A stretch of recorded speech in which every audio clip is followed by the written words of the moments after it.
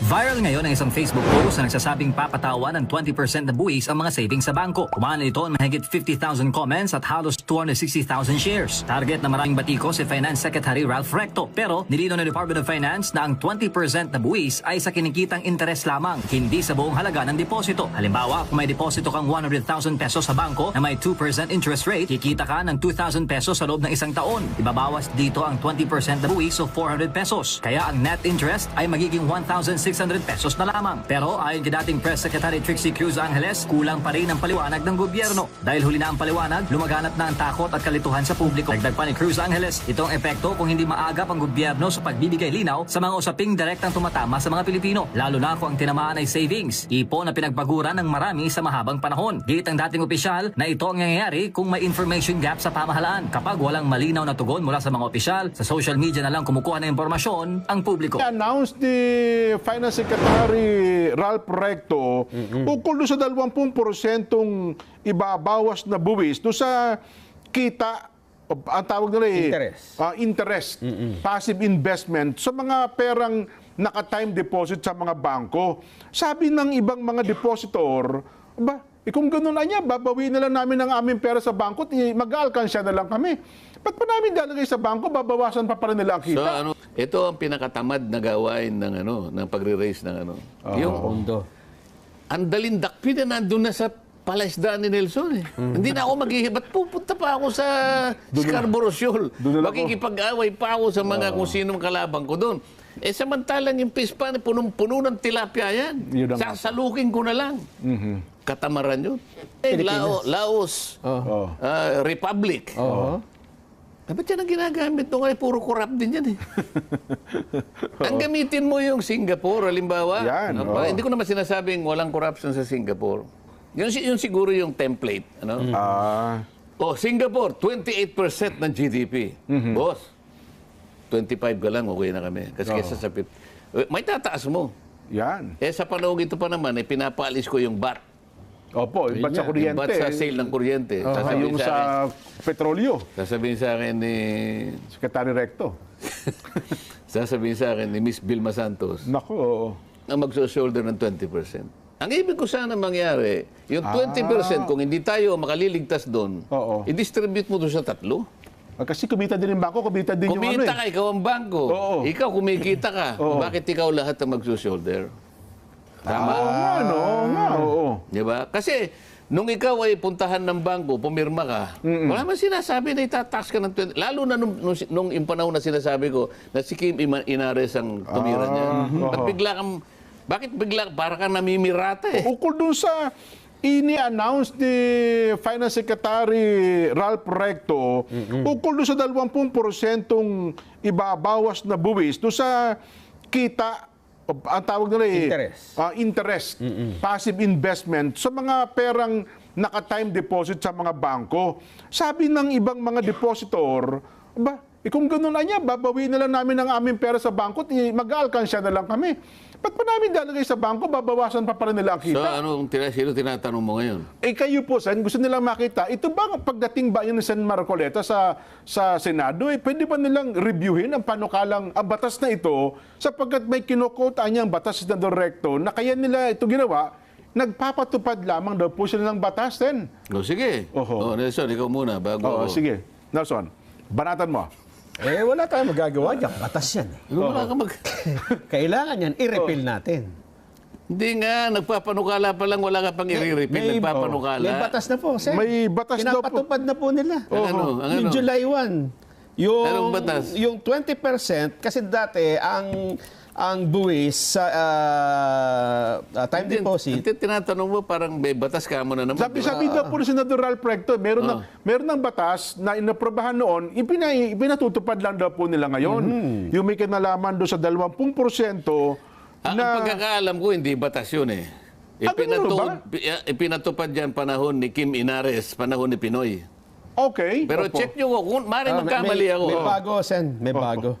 Sige, tingnan mo muna kung may bago. Opo. Pero ang pagkakaalam ko, panahon ni Kim Inares, pinatupad yan.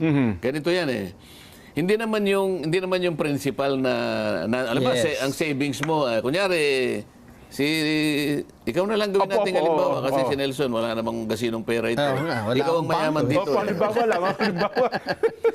Kunwari meron kang 10 million. Okay. Kunyari lang. Opo. Bagamat maliit yung pagkakahalimbawa ko. Tama. Hindi naman yung 10 million yung Opo. Yung tubo nung... tubo nung depende kung saan mo Kung naka-time nilagay. Kung deposit, halimbawa halimbawa. kung savings lang, Opo. delikado naman kung yung kita mo doon kasi, alam mo kung savings lang. Opo. Ako, Diyos ko, kahit 10 million pa yan siguro 1.2% Per annum. per annum. Yes po. Pagkatapos, siguro yung 10 million mo siguro baka... Kung naka-time deposit, medyo malaki. Hindi, savings muna. Savings muna, okay po. Kung sa savings yan, Oo. 10 million, baka sabihin mo ng 90,000 pesos. Sa isang taon. Isip-isipin mo, pera mo. Tsaka ngayon kukuha ka ng 20% noon. Yes, yung dalo sa 90,000. Kahit na palagay mo sa time deposit, o kaya sa mga bonds, halimbawa, may sinasabi silang lock-in period, 5 years, 3 years, blah, blah, blah, 10 years. At doon nakalagay, pwedeng 4%, 4.5%, 5%, 6%. Yung kita mo doon, yun ang tatagain. Yun ang kukutungan ng 20%. Ayun. Kasi isa na po kung kutungan na... Kasi nga parang klasipikadong kutong Bakit ka mo? Pinagsikapan na ipunin ni Jen yun Oo naman, oho. Nagkataon na hindi niya gagamitin muna yung pera sapagkat nakaririwasa naman ito. Oo, kumpara sa'yo, meron namang iba pa Nelson. pinagkakati. Passive income lang yan. Nilagay niya sa bonds. Opo. Halimbawa, XYZ company, nag-issue ng bonds. Kumita siya ng, palagay mo, 5.5% din, ano? 5 years, sabi niya.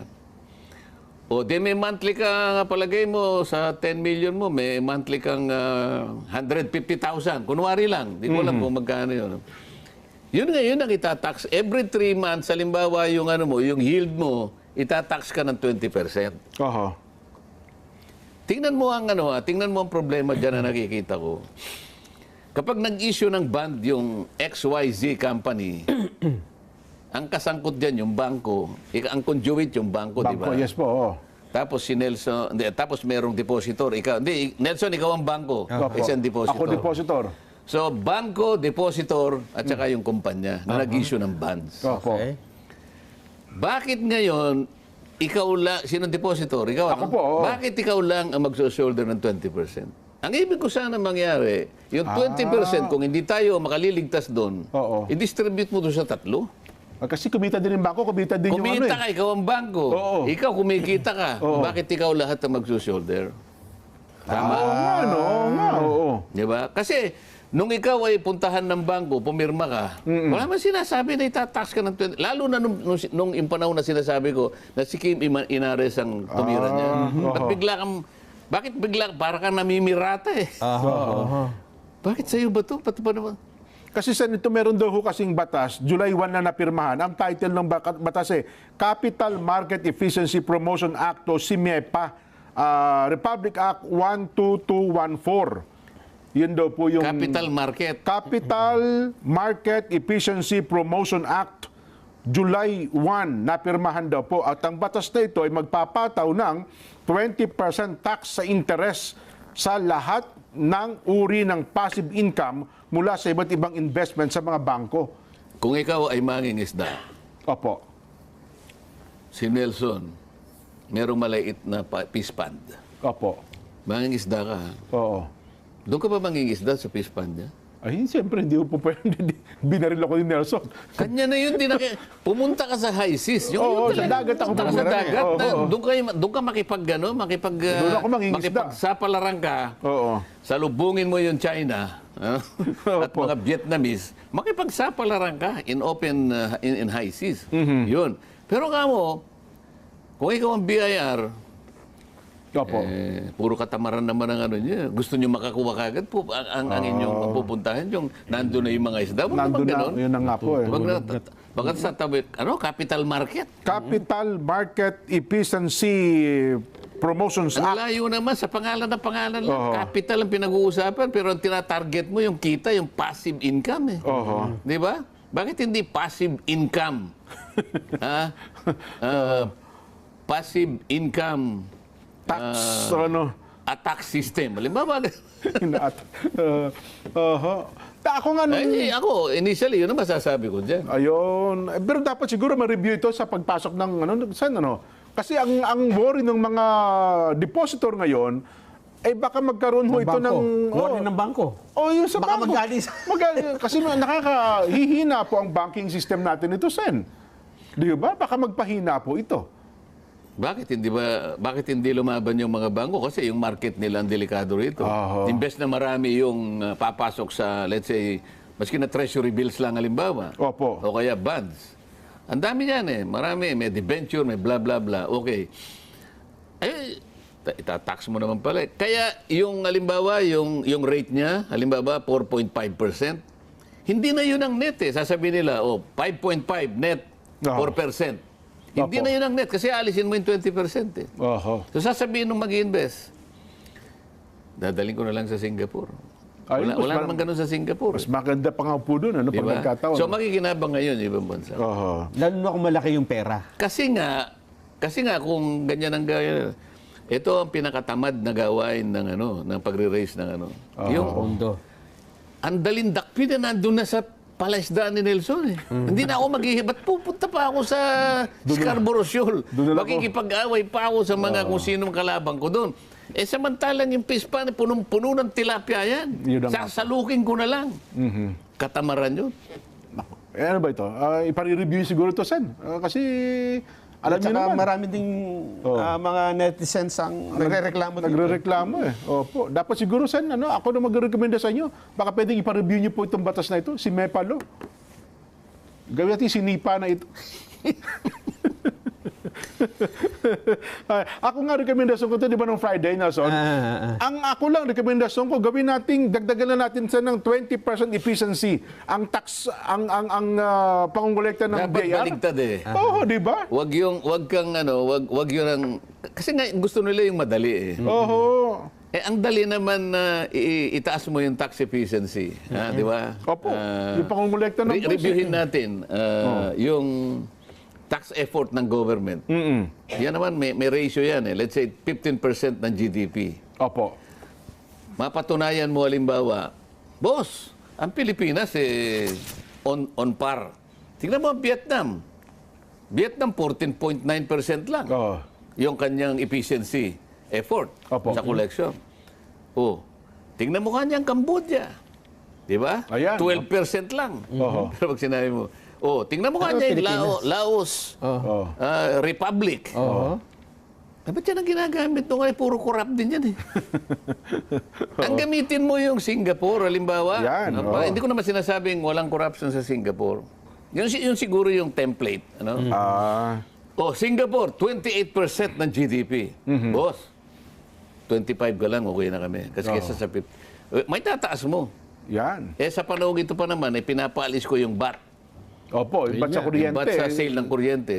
Yung sa petrolyo. Sasabihin sa akin ni... Secretary Recto. Sasabihin sa akin ni Miss Vilma Santos. Naku, oo. Senator, huwag mo namang mahirapan naman ang asawa ko dyan. Hirap na nga siyang makapagpundar ng ating buwis. Na mapagkakakitaan. Pagkatapos, tatanggalin mo pa yung bat. Mahirapan na naman siya dyan. Hindi na nga nakakauwi ng mga ilang gabi yan dahil sa di ba? Tapos aalisin mo na naman yan. Sasagot ko lang naman, ma'am, pasensya ka na kasi kung babasahin po ninyo yung original po na kahit na po yung pong batas ng kuryente, yung EPIRA kung sabihin. Opo. Wala naman pong bat diyan eh. Sapagkat yun consistent siya doon sa gustong mangyari nung layunin ng batas na ang kuryente ay maging mura. Ayun, opo. Di ba? Abot kaya. Ang nakalagay abot kaya. Wala, hindi lang ang Tagalog. Sinabi niya kasi affordable. Pero pag tin-translate mo yon sa Pilipino, abot kaya. Ayun, Hindi abot langit, di ba? Abot kaya. Okay. Nilagyan mo ng bat. Kaya, tumaas. Hindi po yung consistent sa batas. Paano ngayon yan?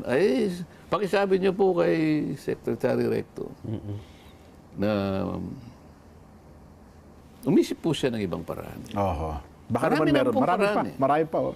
Kung kinakailangan pong pumunta sa bundok para i-tax lahat ang mga punong kahoy, okay lang po sa akin. Bahala na po. Pero wag po ninyong dito kukunin. Oo, tama. Kasi ang dali kasi, kung ano yung madali, yun ang ano eh. Kasi takip na takip nila kagad eh. Totoo. Wala nang, Naandyan eh.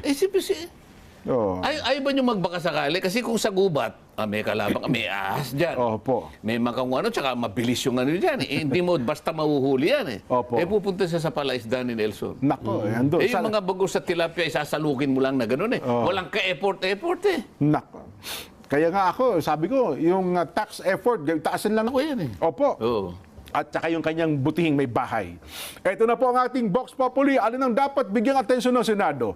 Sabi ng isa, A. PRRD Act. B. Resolusyong nagsasabing unconstitutional ang pagkakahuli kay PRRD at dapat na siyang pabalikin sa Pilipinas.